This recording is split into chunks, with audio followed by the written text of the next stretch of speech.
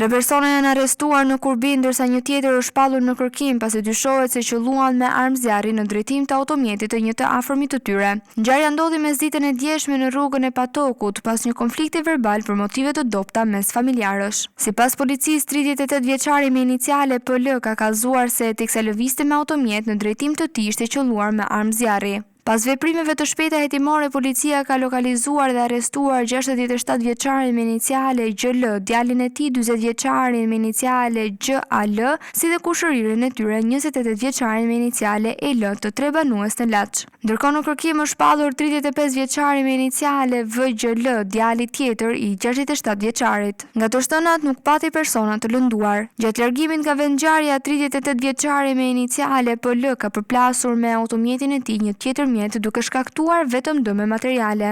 Automjeti i 38 vjeçarit është sekuestruar si provë materiale, ndërsa policia vijon kërkimet për kapjen e personit të shpallur në kërkim dhe gjetjen e armës së zjarrit. Materialet procedurale janë referuar prokurorisë së Lezhës, ndërsa hetimet vijojnë për përcaktimin e përgjegjësisë penale të secilit prej personave të përfshirë.